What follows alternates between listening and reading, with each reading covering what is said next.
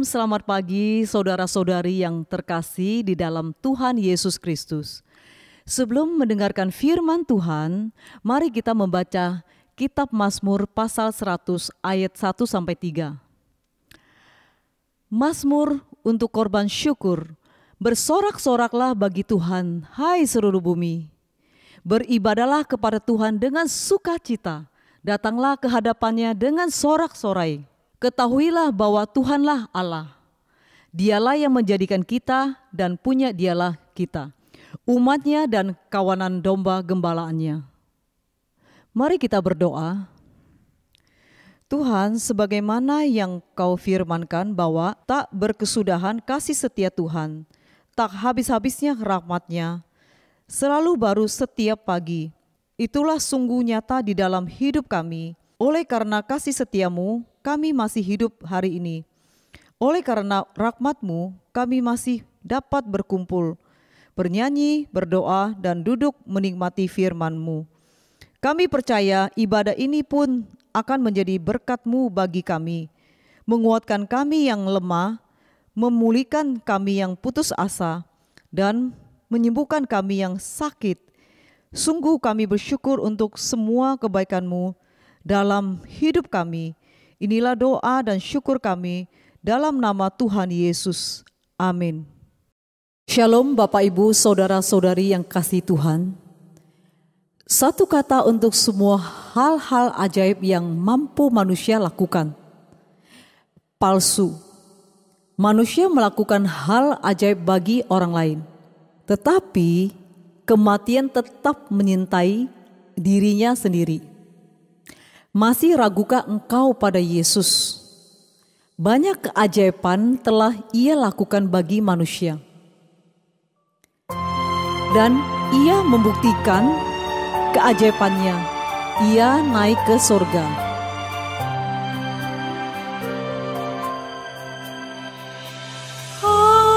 Ajaib namanya.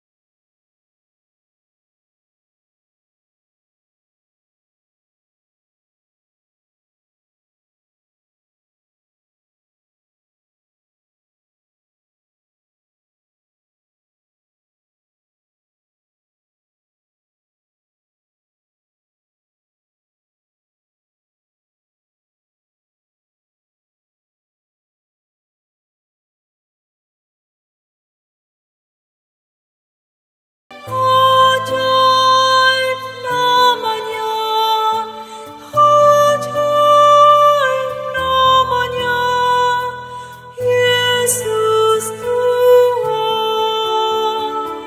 Raja Maha Besar, Penguasa semesta. Ajaib namanya, Yesus Tuhan, Gembala agung dan Juru Selamat, Allah Maha Kuasa.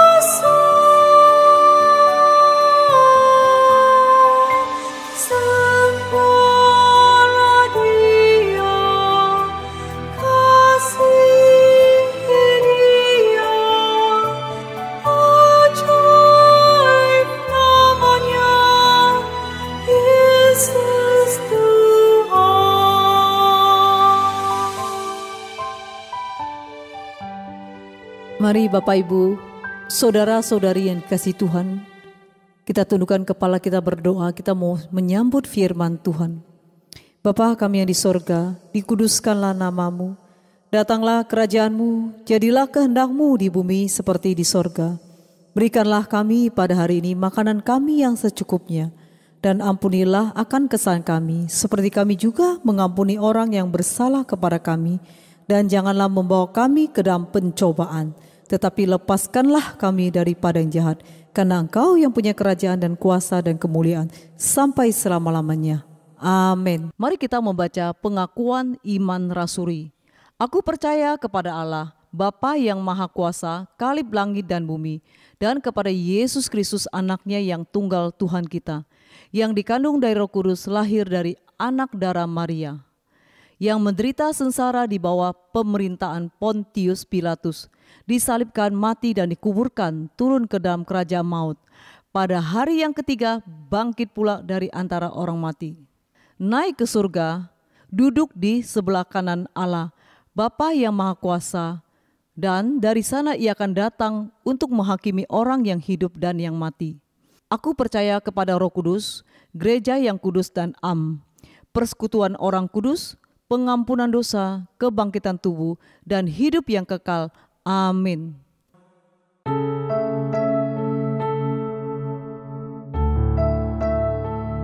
Salam, selamat pagi saudara-saudara kasih Tuhan. Pada minggu ini kita kembali untuk mendengar sabda firman Tuhan. Mari kita berdoa. Bapa kami surga, terima kasih Tuhan Yesus Kristus yang kami muliakan.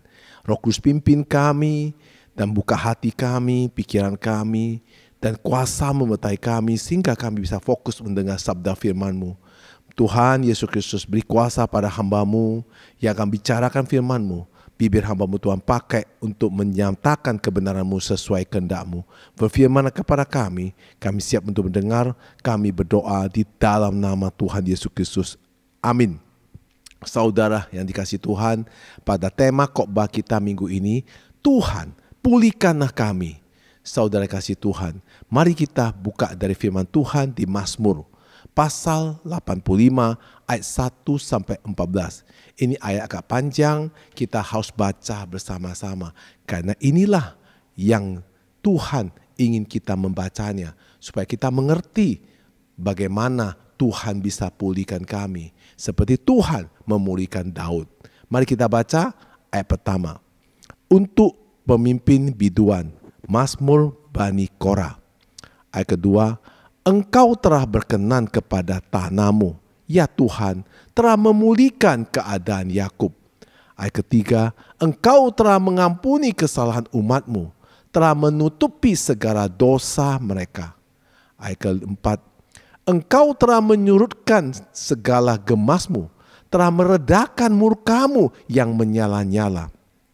Ayat kelima, pulihkanlah kami ya Allah, penyelamat kami, dan tiadakanlah sakit hati-Mu kepada kami. Ayat ke-6, untuk selamanyakah Engkau murka atas kami dan meranjurkan murka-Mu turun-temurun? Ayat ke-7, apakah Engkau tidak mau menghidupkan kami kembali sehingga umat-Mu bersukacita karena Engkau? Ayat ke-8, perlihatkanlah kepada kami kasih setia-Mu, ya Tuhan, dan berikanlah kepada kami keselamatan daripada-Mu. Ayat ke-9, aku mau mendengar apa yang hendak difirmankan Allah. Tuhan, bukankah Ia hendak berbicara tentang damai kepada umat-Nya dan kepada orang-orang yang dikasihinya, supaya jangan mereka kembali kepada kebodohan.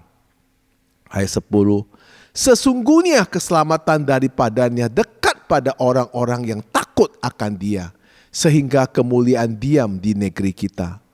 Ayat ke-11, kasih dan kesetiaan akan bertemu, keadilan dan damai sejahtera akan bercium-ciuman. Ayat ke-12, kesetiaan akan tumbuh dari bumi dan keadilan akan menjenguk dari langit. Ayat ke-13, bahkan Tuhan akan memberikan kebaikan dan negeri kita akan memberi hasilnya. Ayat ke-14, keadilan akan berjalan di hadapannya dan akan membuat jejak kakinya menjadi jalan. Puji Tuhan, saudara kasih Tuhan. Kita semua sudah baca bersama-sama firman Tuhan yang kita baca, apa yang Tuhan ingin kita baca. Saudara kasih Tuhan, banyak orang-orang yang percaya menerima berkat dari Tuhan dalam hidupnya, namun menolak menyelesaikan permasalahan dalam hidupnya. Sama seperti orang yang sakit gigi pergi ke dokter gigi, namun tidak minta giginya dicabut, melainkan disuntik penahan sakit sehingga sumber masalahnya tidak terselesaikan. Latar belakang perikop ini adalah orang Israel yang dibuang di negeri asing dan sudah kembali ke tanah perjanjian, namun masih bersikap seperti orang yang masih berada di tanah pembuangan, sekalipun mereka sudah mendapat belas kasihan Tuhan. Daripada ayat yang pertama sampai yang keempat, kata telah muncul 6 kali menyatakan mereka telah diberikan anugerah Tuhan. Bangsa Israel sekalipun sudah tidak diperbudakkan dan kembali ke tanah perjanjian dan ada bersama Allah, tapi mereka tidak memiliki Allah dan kehidupan spiritualnya tidak baik. Kita mengabaikan hal yang sama bila kita datang ke gereja, sekedar menikmati pujian-pujiannya. Sedangkan waktu mendengar firman Tuhan dan menerima berkat pada akhir ibadah, namun kita tidak memberikan dampak apapun kepada kehidupan kita. Waktu kita menyanyi pujian, ada sampai menangis, mencucurkan air mata.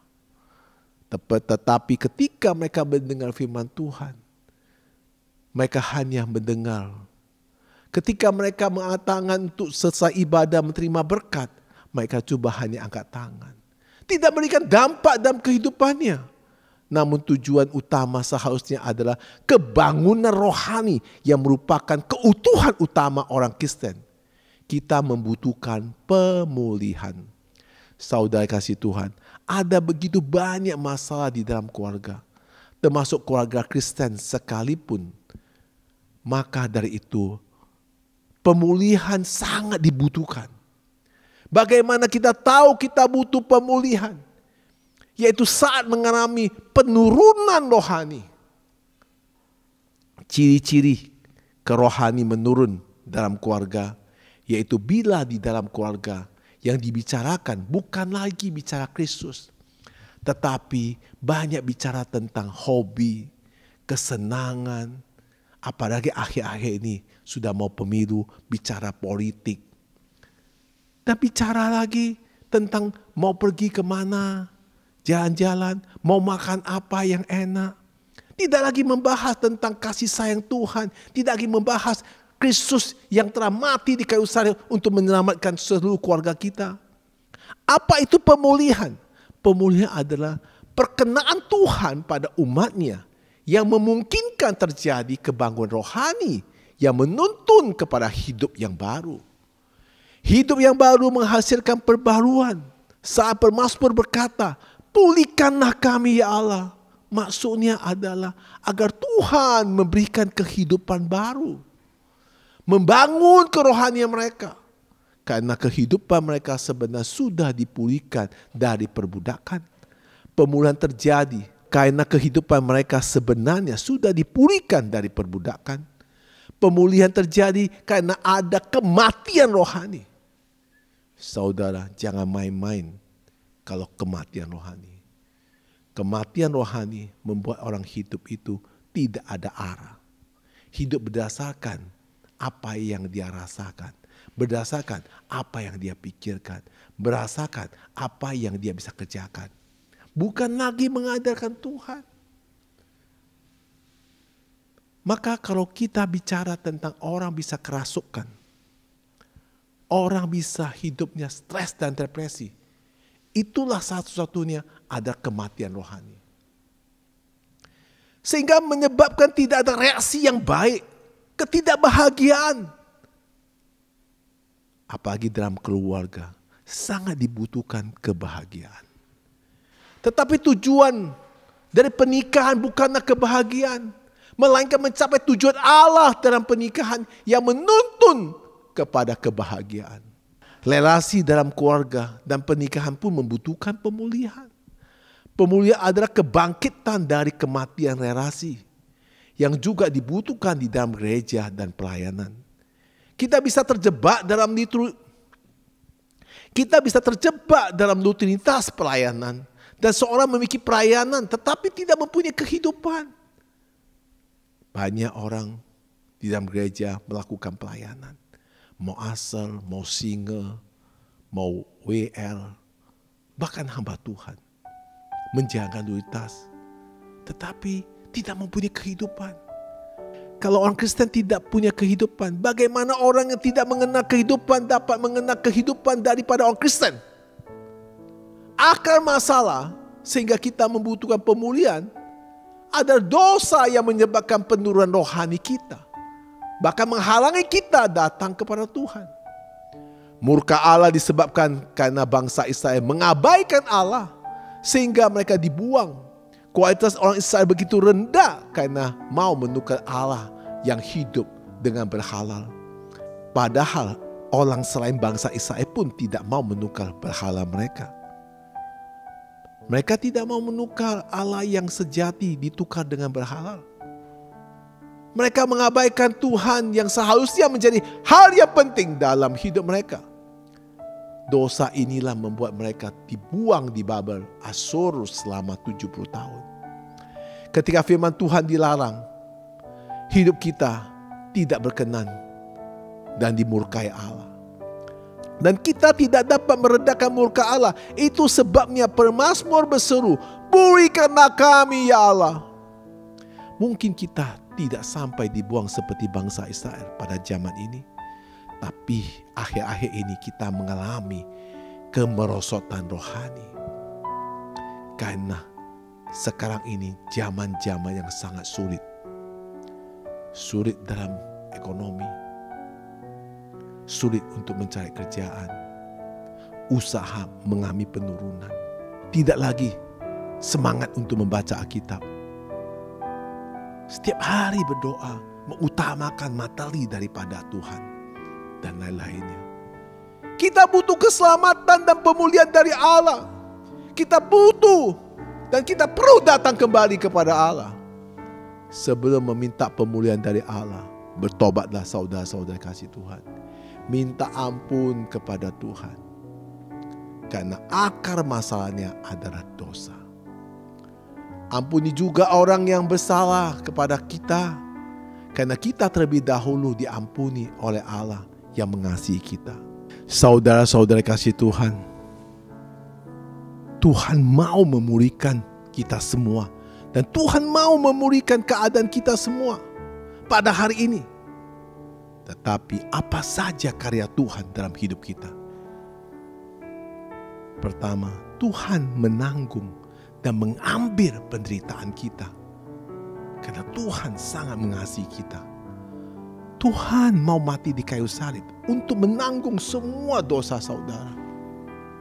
Mari kita baca firman Tuhan Yesaya 53 ayat 4. Tetapi sesungguhnya penyakit kitalah yang ditanggungnya, dan kesengsaraan kita yang dipikulnya. Padahal kita mengira dia kena tulah, dipukul dan ditindas Allah. Nah saudara, semua penyakit kita, semua dosa kita akan ditanggung oleh Kristus. Kesengsaraan kita, kesulitan kita akan ditanggung oleh Tuhan Yesus Kristus. Dia pikul karena dia mau ambil kita. Itulah karya Tuhan yang sangat sayang kepada saudara-saudara kasih Tuhan, yang sangat mengasihi saudara. Itulah karya Tuhan. Maka ketika saudara dalam kondisi sekarang yang sangat sulit ini, mengandalkanlah Tuhan, minta pengampunan dari Dia. Jangan berbuat dosa lagi. Fokuskan sentral kita hanya kepada Tuhan. Yang kedua, Tuhan akan memulihkan luka kita. Yesaya 58 ayat 8. Pada waktu itulah terangmu akan mereka seperti fajar, dan lukamu akan pulih dengan segera. kebenaran menjadi barisan depanmu, dan kemuliaan Tuhan barisan belakangmu. Saudara kasih Tuhan, semua luka-luka batin, luka-luka dalam hati, luka-luka dalam pikiran, semua akan ditanggung oleh Tuhan. Tuhan akan pulihkan keadaan kita. Dendam, sakit hati, semua Tuhan akan pulihkan ketika kita datang kepada Tuhan dan berlutut di bawah kaki Tuhan. Dan ketika Tuhan akan mengobati luka kita, Yeremia 30 ayat 17a, ayat 17a, sebab aku akan mendatangkan kesembuhan bagimu, aku akan mengobati luka-lukamu, demikianlah firman Tuhan. Jika saudara mengalami sakit, jika saudara mengalami terpurukan, serahkan semua kepada Tuhan. Percaya Tuhan akan mengobatimu, Tuhan akan menyembuhkanmu. Karena Dia sangat mengasihi kita, asal kita percaya sepenuhnya. Jangan ragu-ragu, percaya sepenuh hatimu, pegang firman Tuhan. Berapa waktu saya pernah kesaksian, ada seorang Medan yang kakinya sudah busuk karena dia diabetes yang cukup tinggi. Seharusnya dipotong, tidak masuk akal. Sudah busuk sampai boleh dikatakan hancur. Secara kedokteran itu harus dipotong. Tapi dia percaya, dia mengandalkan Tuhan, dia pegang firman Tuhan. Sembuh. Saudara kasih Tuhan, Tuhan akan menyembuhkan kita. Seperti apa dikatakan Yeremia 33 ayat 6. Sesungguhnya aku akan mendatangkan kepada mereka kesehatan dan kesembuhan. Dan aku akan menyembuhkan mereka dan akan menyikapkan kepada mereka kesejahteraan dan keamanan yang berlimpah-limpah. Tuhan yang menyembuhkan. Banyak penyakit yang secara medis tidak mungkin disembuhkan, tapi kuasa Tuhan dapat melakukannya. Tuhan yang menciptakan kita. Kita hidup di dalam bumi ini 78 tahun. Semua Tuhan tahu. Kalau kita sakit, Tuhan bisa menyembuhkan kita dengan cara Tuhan. Bisa melalui dokter, bisa juga melalui kuasa Tuhan. Semua dalam kuasa Tuhan. Sehingga Tuhan akan memperbaharukan batin kita. Mazmur 51 ayat 12. Ayat 12. Jadikanlah hatiku tahir, ya Allah, dan perbaharuilah batinku dengan roh yang teguh. Tuhan akan perbaharukan batin kita, buat semangat kembali. Letih lesu, putus asa, tidak berdaya, karena keterpurukan ekonomi, karena penyakit yang tiada ujung sembuh, datang kepada Tuhan. Tuhan akan pulihkan batin kita. Tuhan akan membalut luka-lukamu dengan kasih sayang Tuhan. Mazmur 147 ayat 3. Ia menyembuhkan orang-orang yang patah hati dan membalut luka-luka mereka. Puji Tuhan. Jika kita datang kepada Tuhan, Tuhan membalut luka-luka batin kita. Tuhan membalut semua luka-luka kita. Apapun penyakit yang divonis oleh medis, jangan takut. Kuasa kesembuhan dari Tuhan kita Yesus Kristus datang kepada Tuhan. Kita harus bertumbuh mencapai maksimal yang ditandai dengan adanya buah-buah pelayanan yang nyata.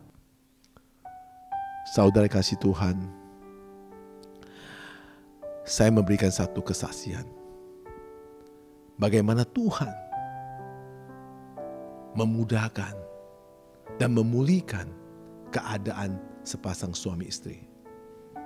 Ada seorang tokoh Kristen suatu kali berpartisipasi dalam sebuah kampanye selama 2 minggu di satu negara Amerika. Saat sedang berdiri di belakang aula, setelah bertemu sore, sepasang suami istri datang mendekatinya. Mereka saling berpandang, lalu sang istri memeluk wanita itu dan berkata, Mereka saling berpandang, lalu sang istri memeluk wanita itu dan mulai berkata, "Terima kasih, terima kasih, terima kasih." Wanita terkena itu keheranan sampai sang suami ini mulai menjelaskannya. 2 tahun lalu saya kehilangan pekerjaan. Saya jadi sensitif, mudah marah. Maka membuat kami kesulitan keuangan. Semua jadi kacau. Saya tidak menemukan jalan keluar. Jadi saya memutuskan untuk mau bunuh diri. Saya mendaftar di sebuah hotel yang murah. Dan saya membawa pistol. Saya begitu putus asa. Saya menyalakan TV. Saya menyalakan TV dan Anda ada di sana. Saya benci acara TV Kristen. Tetapi Anda mengatakan bahwa Tuhan Yesus mengasihi saya. Anda mengatakan bahwa Tuhan tahu pergumulan saya dan sanggup menolong saya. Saya berdoa bersama dengan Anda. Saya menyerahkan hidup saya kepada Tuhan sejak semalam itu. Dan benar Tuhan menolong saya melalui permasalahan saya. Dan sekarang saya hidup dalam berkat-berkat-Nya. Tidak ada yang tersembunyi bagi Tuhan. Bahkan ke dalam hati kami pun Tuhan tahu. Bagaimana dengan keadaan kita saat ini? Mari kita introspeksi diri. Apakah kita ada luka? Apakah hati kita ada luka? Selama ini mungkin kita menyembunyikan dari orang-orang terdekat kita. Sekecil apapun masalah yang engkau pendamkan, jangan abaikan. Bisa jadi itu akan menjadi penghalang bagi hidup untuk memperoleh janji Tuhan yang luar biasa dalam hidup kita. Coba renungkan, menemukan pokok masalah dan mengakuinya di hadapan Tuhan. Dan membuahkan pemulihan yang dari Tuhan. Tuhan itu adalah Yehovah Rafa. Dia bukan hanya menyembuhkan sakit penyakit jasmani. Jiwa kita ada dalam kuasa-Nya. Bagian kita hanya mengakui bahwa kita memerlukan pemulihan dari Tuhan. Selebihnya Tuhan yang bekerja. Tangan-Nya akan menjamah dan menyembuhkan, memulihkan, menyegarkan jiwa kita. Dan kita akan dibawa. Dan kita akan dibawanya. Dan kita akan dibawanya menjemput rencana besar atas hidup kita. Itu pasti terjadi dalam diri kita. Tuhan akan membawa kita dalam kehidupan baru. Pemulihan akan terjadi kalau kita mau mengaku semua sekecil apapun di hadapan Tuhan. Di dalam firman Tuhan, Yohanes 10 ayat 10b. Aku datang supaya mereka mempunyai hidup dan mempunyai dalam segala kelimpahan. Aku datang supaya mereka mempunyai hidup dan mempunyainya dalam segala kelimpahan. Namun untuk mengalami berkat dan pemulihan Tuhan ada syaratnya. Sebagaimana yang disampaikan Tuhan kepada bangsa Israel. 2 Tawaret 7:14. Dan umatku yang atasnya namaku disebut merendahkan diri, berdoa dan mencari wajahku, lalu berbalik dari jalan-jalan yang jahat, maka aku akan mendengar dari sorga dan mengampuni dosa mereka serta memulihkan negeri mereka. Inilah yang Tuhan kehendaki untuk kita perbuat supaya beroleh pemulihan. Pertama, kita harus merendahkan diri kita di hadapan Tuhan dan mengakui dosa-dosa kita.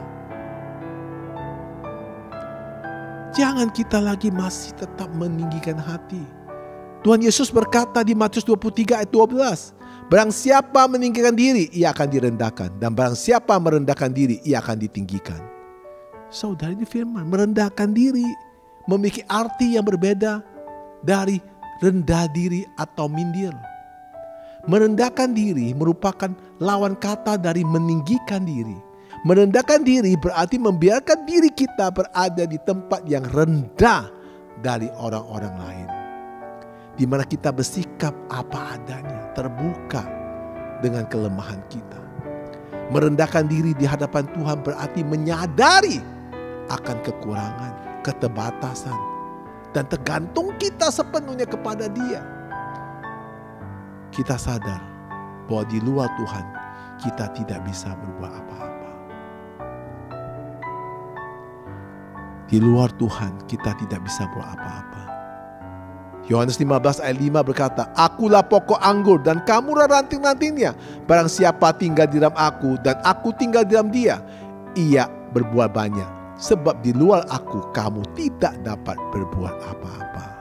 Inilah firman Tuhan. Ayo kita minta Tuhan pulihkan keadaan kita. Mari kita berdoa. Bapa kami surga, Tuhan pulihkanlah kami, keadaan kami, dan Tuhan ampunilah semua dosa kami. Mungkin banyak yang kami belum mengaku secara jujur di hadapan-Mu. Kira hari ini kami mengaku semua kesalahan dosa kami, sekecil apapun di hadapan-Mu. Tuhan, luka-luka kami, batin-batin kami, iri hati, dendam, kemarahan kami, Tuhan bersihkan semuanya. Agar kami bisa melakukan setiap apa yang Kau ajarkan pada kami. Dan keadaan sakit kami, yang perbuatan dari dosa kami, Tuhan ampun dan Tuhan sembuhkanlah kami dari semua penyakit yang kami alami. Dan Tuhan yang melindungi kami, Tuhan yang menyertai kami, sehingga kami dipulihkan. Dan keluarga kami Tuhan pulihkan. Baik kami, suami istri dan anak-anak kami, Tuhan pulihkan semua. Dan ekonomi kami juga Tuhan pulihkan. Dan Tuhan yang memimpin keluarga kami. Dan Tuhan ada dalam keluarga kami. Kami percaya kuasa Tuhan menyertai kami. Di dalam nama Yesus kami berdoa. Amin. Saudari kasih Tuhan, Tuhan pulihkanlah kami. Kata Tuhan Yesus, kita hidup di luar Tuhan, kita tidak bisa lakukan apapun. Semua dalam genggaman Tuhan. Apapun kondisi kami di saat ini, sujud di bawah kaki Tuhan. Akui semuanya. Sekecil apapun akui dan minta pengampunan. Bersihkan hati kamu. Minta Roh Kudus pimpin. Sehingga engkau akan jadi manusia baru. Maka engkau akan jadi orang yang diberkati kelimpahan. Maka engkau akan jadi orang yang diberkati berlimpah-limpah. Tuhan Yesus memberkati.